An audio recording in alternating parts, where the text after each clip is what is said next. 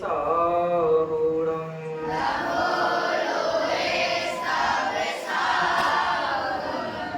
मङ्गलं भगवान् वीरो मङ्गलं गौतमो गणे मङ्गलं कुन्दकुन्दार्यो जैन धर्मोऽस्तु मङ्गलम् आत्मा ज्ञानं स्वयं ज्ञानं ज्ञानादन्यत् करोति किम् परभावस्य कर्तात्मा मोहोऽयं व्यवहारिणाम् अज्ञानतिमिरान्धानाम् ज्ञानाञ्जनशलाकया चक्षुरुन्मीलितं येन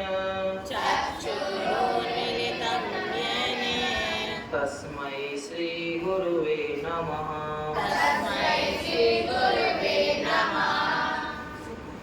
हमारी चर्चा जैन सिद्धांत प्रवेशिका के माध्यम से प्रश्नोत्तरों के आधार से चल रही है। पहला प्रश्न हमने जान लिया है पिछली 2 कक्षाओं के माध्यम से। पहला प्रश्न हमारा पूरा हुआ कि विश्व किसे कहते हैं। आशा है सबको याद हो गया हो, है ना। अभी भी तीसरे दिन भी कोई है क्या जिसको याद नहीं हुआ? ये नहीं हुआ, सबको हो गया। चलो बहुत अच्छी बात।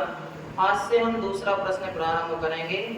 उसके पहले एक छोटी सी कविता को दोहराएंगे, उसके बाद हम अपना विषय प्रारंभ करेंगे। देखिए जैसा मैं बोलूँगा उसको आपको रिपीट करना है। बहुत अच्छी कविता है, सब लोग बोलेंगे। मुझ में राग नहीं, सबको बोलना है। मुझ में राग नहीं, मुझ में द्वेष नहीं, मुझ में शोक नहीं, मुझ में रोग नहीं, मैं तो शुद्ध त्रिकाली परमात्मा, मैं तो मैं तो शुद्ध त्रिकाली परमात्मा,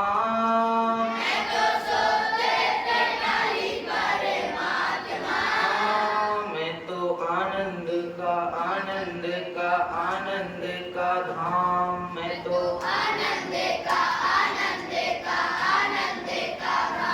क्रोध करना नहीं, मान करना नहीं, छल करना नहीं, लोभ करना नहीं, मैं तो शुद्ध त्रिकाली परमात्मा, मैं तो शुद्ध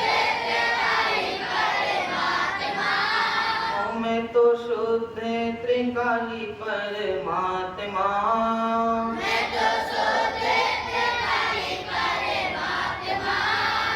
मैं तो आनंद का धाम,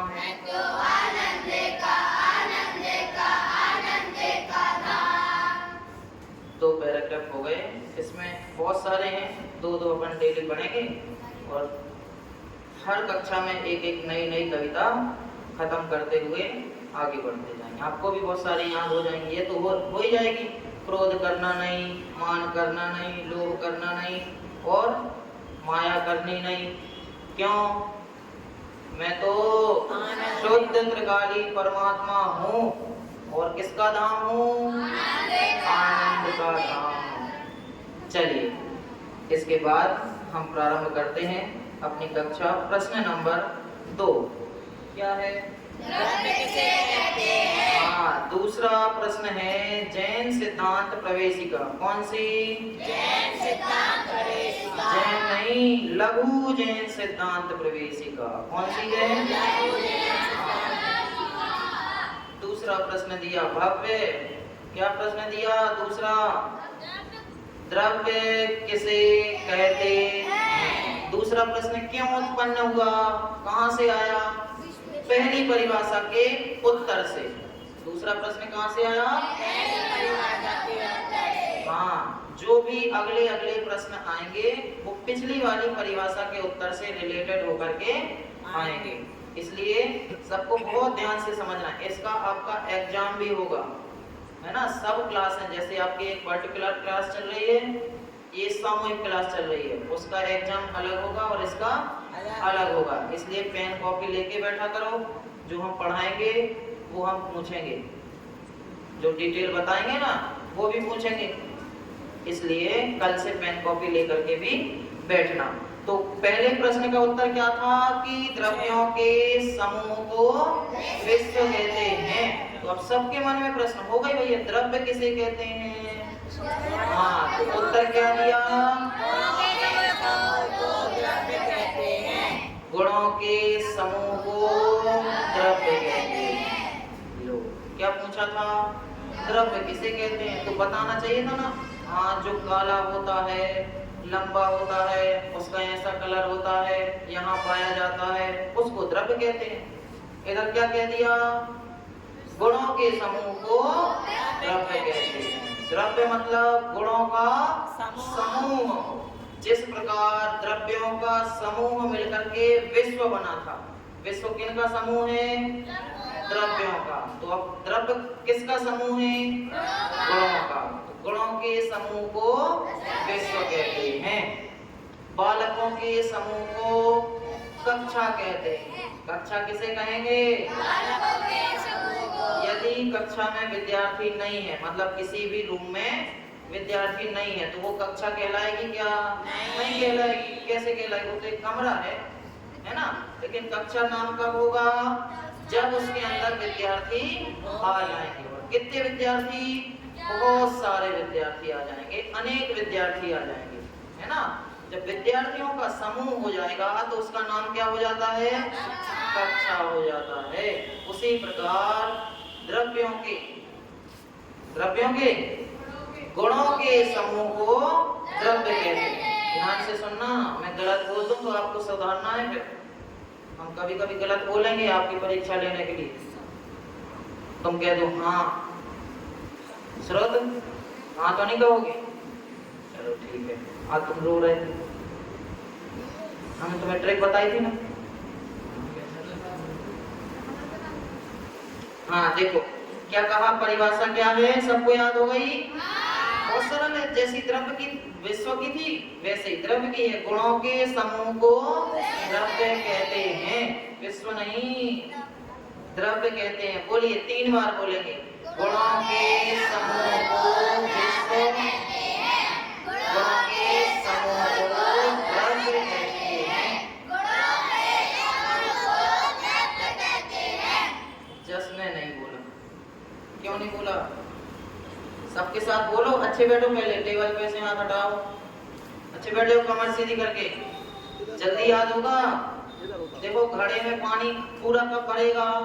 जब वो सीधा रखा होगा। यदि घड़ा ऐसा रखा होगा कैसा भरेगा? आधा भरेगा, आधा नीचे गिर जाएगा। तो तुम्हें पूरा पानी भरना है कि आधा? पूरा। अच्छा, पानी कौन कौन भरता है बताओ जरा। कुएं से पानी किस किसने निकाला ये बताओ? अरे वाह, तो सही है ना। तो घड़ा सीधा रहेगा तो पानी पूरा भरेगा। यदि आपका शरीर अच्छा सीधा तन के ऐसे बैठोगे तो ज्ञान कैसा जाएगा? पूरा अंदर जाएगा। कितना जाएगा?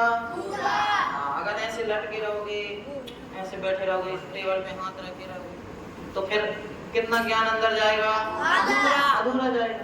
तो अपन को पूरा सीखना है कि अधूरा? हाँ, तो बोलिए, गुणों के समूह को द्रव्य कहते हैं। सबको याद हो गई? एक ही तो शब्द बदला है ना। अच्छा बताओ किसे कहते हैं? हाँ, द्रव्य किसे कहते हैं? चलिए बहुत अच्छी बात है। इसके बाद जिस प्रकार विश्व के नाम थे उसी प्रकार द्रव्यों के भी नाम है। तो द्रव्यों के अनेक नाम हैं। कितने नाम हैं? द्रव्य 6 हैं, वो तो नाम हैं, लेकिन कौन से नाम? जिस प्रकार विश्व को दुनिया, ब्रह्मांड, लोक, संसार और जग, जगत इत्यादि शब्दों से अलग अलग उसके पर्यायवाची थे, उसी प्रकार द्रव्य के भी हैं। कौन कौन से हैं गिनते जाना। आपको विश्व के याद हो गए, हाँ वैसे ही आपको द्रव्य के भी याद हो जाएंगे। देखो द्रव्य को कहते हैं 1 नंबर वस्तु। क्या कहते हैं? वस्तु। वास्तु नहीं, वस्तु। क्या कहते हैं? दूसरा तत्व। क्या कहते हैं? हाँ। तीसरा सत। क्या कहेंगे? सत क्यों कहेंगे? सत यानी हमेशा रहने वाला। द्रव्य कब तक रहेगा? हमेशा रहेगा, इसलिए उसका एक नाम पड़ गया सत। उसके बाद सत्ता। चौथा नाम क्या है? सत्ता। और 5वां नाम है अर्थ। क्या नाम है? अर्थ। 6वां नाम है पदार्थ। द्रव्य का 6वां नाम पदार्थ हो गया। और उसके बाद 7वां अन्वय। द्रव्य तो है ही। संकेत कह रहा, संकेत भी नाम है ना। 7वां कौन सा नाम है? अन्वय। कितने नाम हो गए? हाँ पहले ध्यान से सुन लेना है ना, क्रम से बताते हैं, बोलना नहीं बीच में। पहला वस्तु, तत्व, सत, सत्ता, अर्थ, पदार्थ, अन्वय। ठीक है, कितने हो गए? 7 हो गए। वस्तु, तत्व, सत, सत्ता, अर्थ, पदार्थ, अन्वय। सबको याद हो जाएंगे? हाँ। किस किस को हो जाएंगे? हो जाएंगे है ना? नहीं होंगे? हो भी गए यादों को, तो श्रुत को हो गए। देखो ध्यान से सुनना। वस्तु बोलो जरा। वस्तु, तत्व, मेरे बाद बोलना। बोलिए। वस्तु, तत्व, सत, सत्ता, अर्थ, पदार्थ, अन्वय। हो गए? वस्तु, सत, तत्व, सत्ता, अर्थ, पदार्थ, अन्वय। चलिए ठीक है, इसके नाम हो गए। अब देखिए, याद हो गए? बोलो, सौरभ बताएगा। वस्तु, हाँ।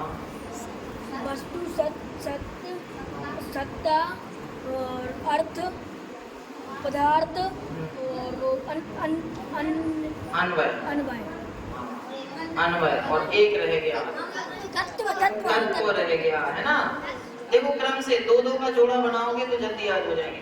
वस्तु, तत्व, सत, सत्ता, अर्थ, पदार्थ, अन्वय।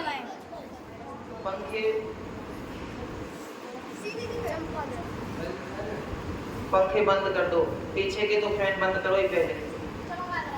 हाँ आगे देखो। इसके बाद देखिए, द्रव्य का कर्ता कौन है? द्रव्य को किसने बनाया? जिस प्रकार विश्व का कर्ता कौन था?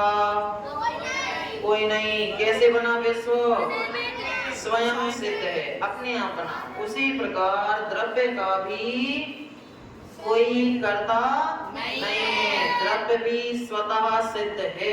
द्रव्य कैसा है? स्वतः सिद्ध है। कब से है? जीव द्रव्य। मेरा जीव द्रव्य कब से है? अनादिकाल से। तुम्हारा जीव द्रव्य कब से है? अनादिकाल से। अच्छा, कब तक रहेगा? अनंतकाल तक। हाँ, अब कहाँ रहेगा इसकी बात नहीं है, संसार में कि मोक्ष में कि नरक में, इसकी बात नहीं। कब, कहाँ तक, मतलब कितने समय तक रहेगा? अनंतकाल तक रहेगा। कब से है? अनादिकाल से। ये बात भी समझ में आ गई। कौन सी? कि ना द्रव्य को किसी ने बनाया है और ना द्रव्य को कोई मिटा सकता है। हाँ, तो अपन कौन है? द्रव्य है। कौन से द्रव्य हैं?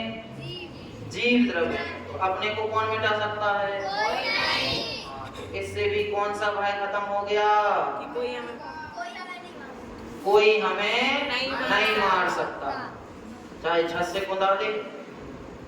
कहते ना, मैं तुम्हें मार डालूंगा, है ना। तो इस शक्ति के कारण सत कहा ना, सत अर्थात सत कह दो या सत्ता कह दो। सत्ता मतलब होना, है ना, प्रेजेंट बना, अर्थात कभी भी इस द्रव्य का कभी भी अभाव नहीं होगा। सत मतलब अस्तित्व है। द्रव्य का क्या है? अस्तित्व है। और अस्तित्व है मतलब वह हमेशा रहता है। जिस वस्तु का अस्तित्व है वो वस्तु कब तक रहती है? हमेशा रहती है। क्या नष्ट होता है? शरीर नष्ट हो जाएगा, पुद्गल नष्ट हो जाएगा, लेकिन जीव द्रव्य कभी भी नष्ट नहीं होगा। हाँ, और पुद्गल द्रव्य की ओर से देखें तो पुद्गल द्रव्य भी कभी खत्म नहीं होता। उसकी भी क्या पलटती है? पर्याय बदलती है। पर्याय की चर्चा आगे आएगी। पर्याय किसे कहेंगे आगे देखेंगे, है ना, अभी नहीं। तो क्या जान लिया कि द्रव्य का भी कभी नाश नहीं होता। दो बातें हो गई, ध्यान करते जाना। पहली तो परिभाषा, द्रव्यों के नहीं गुणों के समूह को द्रव्य कहते हैं। उसके बाद द्रव्य के नाम याद हो गए? वस्तु, तत्व, सत, सत्ता, अर्थ, पदार्थ, अन्न। ठीक है। उसके बाद द्रव्य को किसने बनाया? कोई ने नहीं बनाया। संकेत भैया, द्रव्य को किसने बनाया? किसी ने नहीं बनाया। चलिए आगे बढ़ते हैं। द्रव्य में, अच्छा, द्रव्य किसका समूह है? गुणों का। तो इसके अंदर गुण भरे होंगे ना किसी ने। कक्षा किसका समूह है?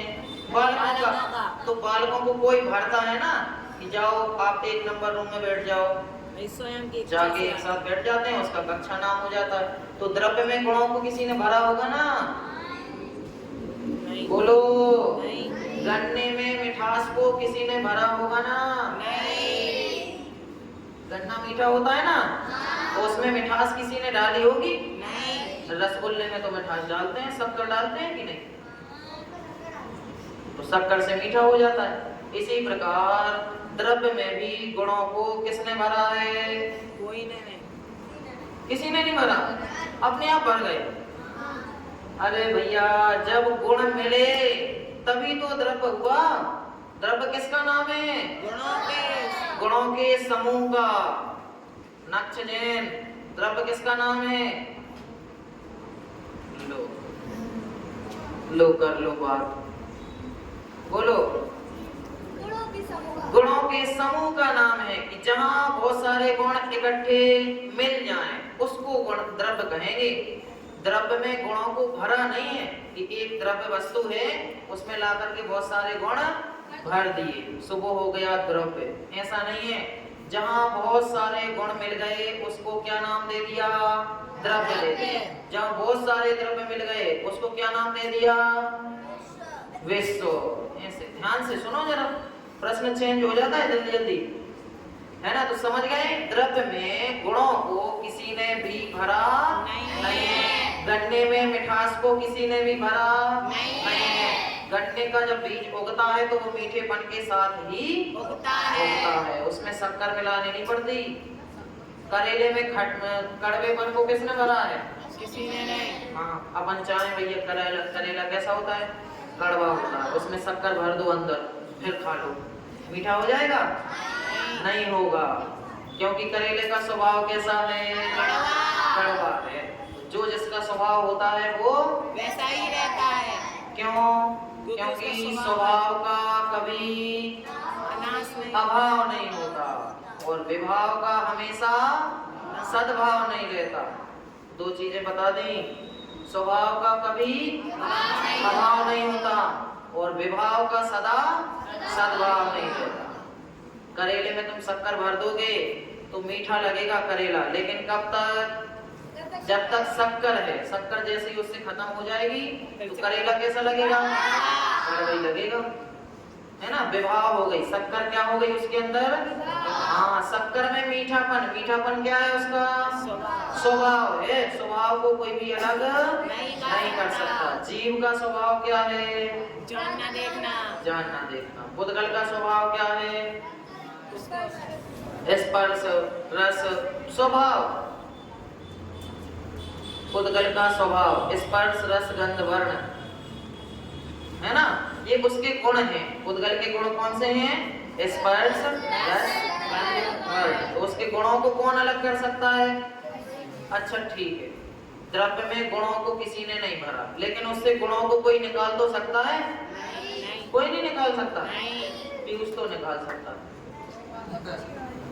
गन्ने से मिठास को कौन निकाल सकता है? जी निकाल सकता है। मशीन में डाल देंगे तो जूस निकल रहा है, और फिर छन्नी से छान के पी जाएंगे नींबू मिला के। पुदीना भी मिला लेना। हाँ, तो अपन उससे मिठास को निकाल सकते हैं? नहीं निकाल सकते। यदि जूस भी पी रहे हो तो किसका जूस है वो? गन्ने का ही है, मशीन का थोड़ी है। हाँ, तो गन्ने से मिठास निकाल सकते हैं? नहीं निकाल सकते। तो गुणों को द्रव्य से निकाल सकते हैं? नहीं। आप चाहो भैया जीव द्रव्य में, मेरे में ज्ञान भी है दर्शन भी। अब मैं चाहता हूँ थोड़ी देर ज्ञान से काम करूं, दर्शन गुण को अलग रख दूं, तो निकाल के रख सकते हैं? नहीं रख सकते। जिस प्रकार कोई भी द्रव्य में गुणों को प्रवेश नहीं करता, उसी प्रकार गुणों को द्रव्य से कोई निकाल भी नहीं सकता। ठीक है, देखो यहाँ क्या लिखा है? द्रव्य में गुणों को किसी ने भी एकत्रित नहीं किया है। द्रव्य स्वयं ही अनादि से अनंत गुणमय है और अनंत काल तक अनंत गुणमय ही रहेगा। अब गुण कितने हैं द्रव्य में? अनंत गुण हैं। अब फिर कोई बात आ जाएगी, जाति अपेक्षा इतने और संख्या की अपेक्षा अनंत गुण हैं। इतने गुण हैं जीव द्रव्य में, पुद्गल द्रव्य में, धर्म द्रव्य में, नैतिक। सीधे बैठो, है ना? कितने गुण हैं? अनंत गुण हैं। अनंत गुणमय ही रहेगा। अतः द्रव्य भी विश्व के समान स्वयंभू है। कैसा है? स्वयंभू। नक्ष कैसा है? नक्ष तो मोटा है।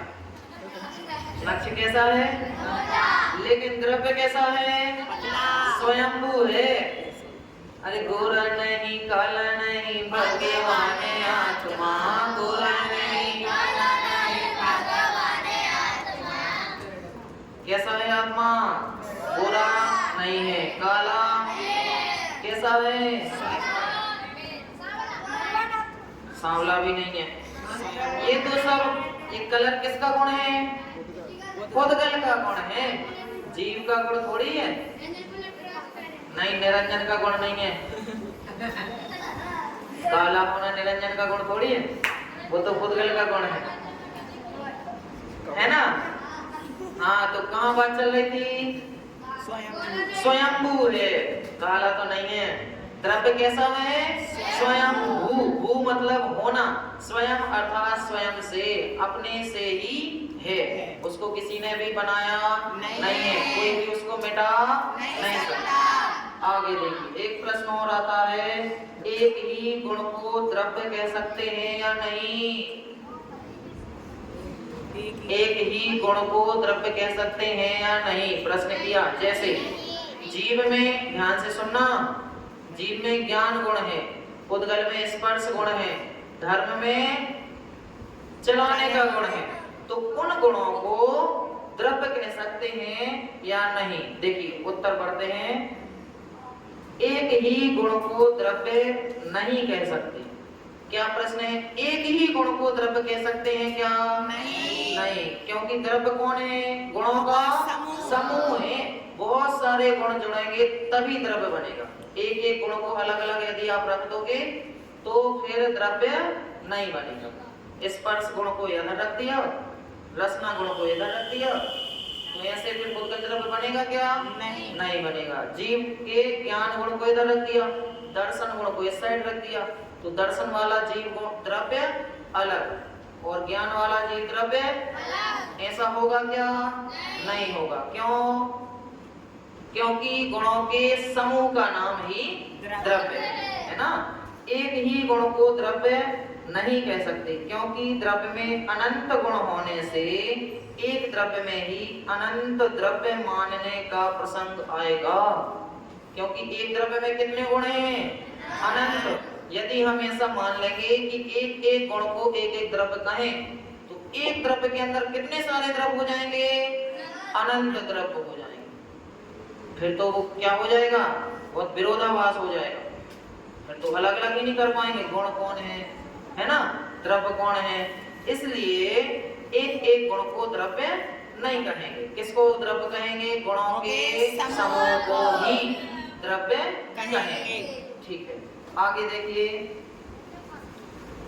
अच्छा, ये तो जान ही लिया, एक द्रव्य में कितने गुण होते हैं? अनंत गुण होते हैं, है ना। गुणों की अनंतता का स्वरूप क्या है? गुण अनंत है, इसका स्वरूप क्या है? देखिए, इस विश्व में जीव द्रव्य कितने हैं? कल बताया था, जीव द्रव्य कितने हैं? उद्गल द्रव्य, धर्म द्रव्य, अधर्म द्रव्य, आकाश द्रव्य, काल द्रव्य, कितने हैं? नींद आ रही है। देखो अधिक, देखो क्या कहते हैं, इस विश्व में जीव द्रव्य अनंत हैं, उनसे अनंत गुणे अधिक उद्गल द्रव्य हैं। जीव से भी अनंत गुणे अधिक क्या हैं? उद्गल द्रव्य हैं। उनसे अनंत गुणे अधिक तीन काल के समय। देखो, द्रव्य में अनंत गुण है, इसका स्वरूप बताते हैं कैसे अनंत गुण है। तो जीव द्रव्य अनंत है, जीव में गुण कितने हैं? अनंत हैं। उद्गल कितने हैं? अनंत अनंत है। और उद्गलों से भी अधिक तीन काल के समय है। सबसे छोटा क्या होता है? समय। सबसे छोटी समय की इकाई सबसे छोटा क्या होता है? समय होता है। अभी अपन सेकंड जानते हैं, वो लौकिक भाषा में। धार्मिक भाषा में सबसे छोटा समय का, काल का सबसे छोटा अंश समय होता है ना। तीन काल के समय है, उनसे अधिक गुणे, अनंत गुणे आकाश द्रव्य के प्रदेश हैं, और उन प्रदेशों से भी अनंत गुणे द्रव्य में गुण होते हैं, है ना। इसलिए कहा कि द्रव्य में कितने गुण होते हैं? अनंत गुण पाए जाते हैं। ठीक है, निदान हो गया। शंका का समाधान, जीव अनंत, उद्गल उससे भी अनंत, फिर काल के समय के कितने? समय के भेद उससे भी अनंत, उद्गल द्रव्य से भी अनंत समय, उसके बाद आकाश द्रव्य के प्रदेश। इस प्रकार से प्रत्येक द्रव्य में अनंत गुण हो जाएंगे। ठीक है, 3-4 प्रश्न हो गए। पहले यहाँ रुक करके उनको अपन एक बार देखते हैं, फिर आगे बढ़ेंगे, टाइम रहा तो, है ना। पहले देखी थी द्रव्य की परिभाषा, है ना। द्रव्य की परिभाषा क्या थी? गुणों के समूह को द्रव्य कहते हैं। चलिए, द्रव्य के नाम बताओ, 7 नाम। पहला वस्तु, द्रव्य के नाम, हाँ, द्रव्य के वैसे नाम नहीं, द्रव्य के पर्यायवाची, है ना। पहला, दूसरा तत्व, तीसरा सत, चौथा सत्ता, पांचवा अर्थ, छठवां पदार्थ, सातवां अन्वय। सबको 2-2 के क्रम से करेंगे तो हो जाएंगे। उसके बाद द्रव्य का कर्ता कौन है? कोई नहीं है। द्रव्य का कर्ता कोई नहीं। द्रव्य में गुणों को किसने भरा? कोई ने नहीं, किसी ने नहीं भरा। तो द्रव्य में से गुणों को कौन निकाल सकता है? कोई नहीं, कोई नहीं निकाल सकता। इसलिए द्रव्य का क्या नाम हो गया? स्वयंभू। क्या नाम हो गया? स्वयंभू। हाँ, स्वयंभू यानी अपने आप से ही है। स्वयंभू का अर्थ अपने आप से ही है। हाँ, देखिए, उसके बाद क्या देखा था कि द्रव्य में कितने गुण होते हैं? अनंत गुण होते हैं। कितने गुण होते हैं? अनंत। चलिए, इतना सबको याद हो गया यहाँ तक? हाँ। ओके, किसी से भी पूछ लें? आधे हाँ कह रहे हैं, कोई सोच रहा हमसे नहीं पूछ लें। दीपक पूछ लें? दीपक कह रहा कल पूछ लेगा। अच्छा पीछे वालों से पूछते हैं। देखो अध्यात्म बोलो, द्रव्य में कितने गुण हैं? कितने?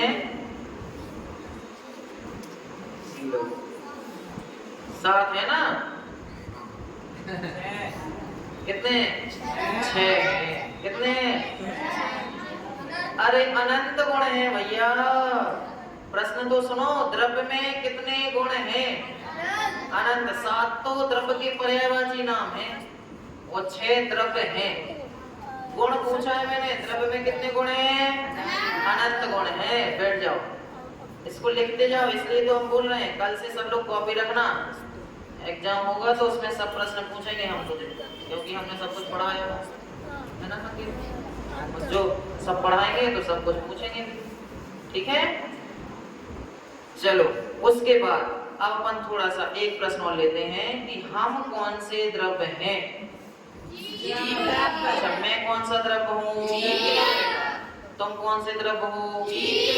हाथी कौन सा द्रव्य है? भूल गए?